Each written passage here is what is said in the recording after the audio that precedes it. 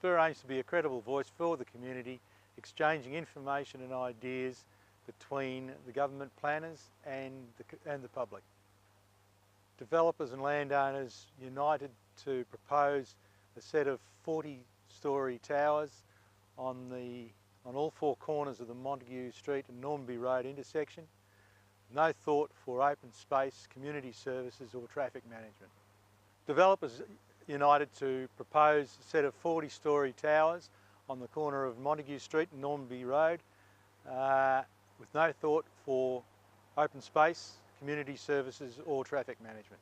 The proposed transport plan for the area is not likely to be sufficient to cater for the 80,000 workers or 80,000 residents. The proposed transport plan is unlikely to be sufficient to provide for the 80,000 workers and 80,000 residents.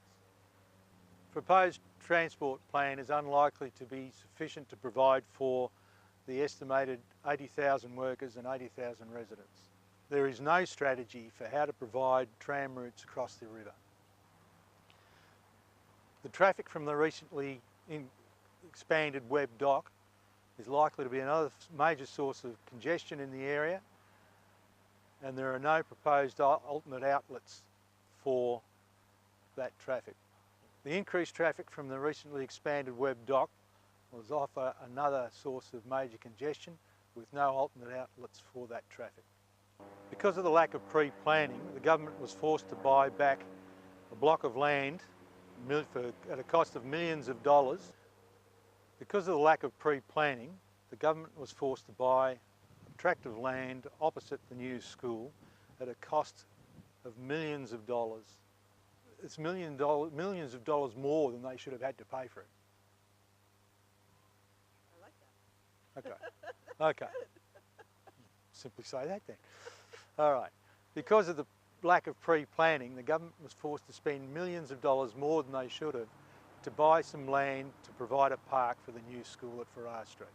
The government must take into account the views of the community in all its planning decisions. That means giving the voice back to the community. Okay. Transparency and communication makes progress. Okay. Transparency and communication will lead to progress. How's that? Okay. So now I'll start. Murphy's Reserve is the only bit of public open space that is currently available to all the people of Port Melbourne. With an extra 80,000 people, there's a real danger that it will be overused to the point where it becomes useless for everyone. So we're standing looking to the north across Plummer Street, which is going to be the Civic Boulevard where the tram line goes down.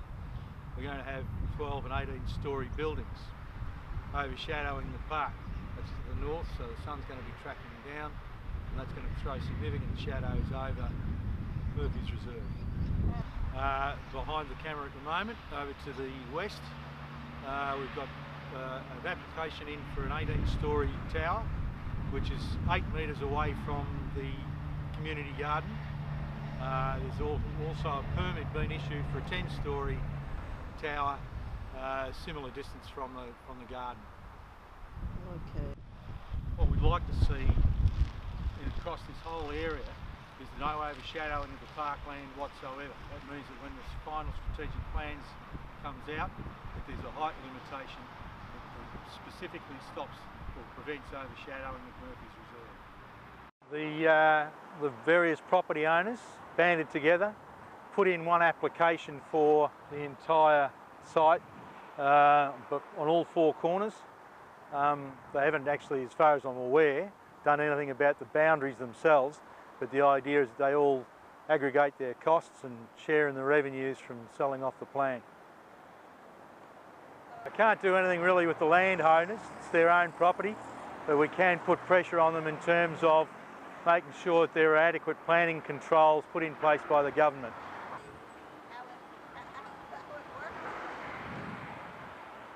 Okay, as we understand it, several of the landowners around here banded together, had a little meeting, decided that they would in effect aggregate their properties and put in one application for effectively a super lot across all four corners. SPURR's concerned that given so much of Port Melbourne is actually old buildings, Art Deco buildings, the heritage listings and the heritage protection on these type of buildings needs to be strengthened. So SPURR formed to act as a voice for the community, which was being ignored by the government and the planning authorities. The main idea was to be a conduit for information flow from the government planning authorities to the community, and to allow any ideas the community had to go back into government. We're on the corner of Normanby Road and Montague Street, and the point of interest about this is that all the landholders around here banded together and put in what's known as a super lot application, which consists of some 7 or 8 towers. So all just trying to maximise the return on their land.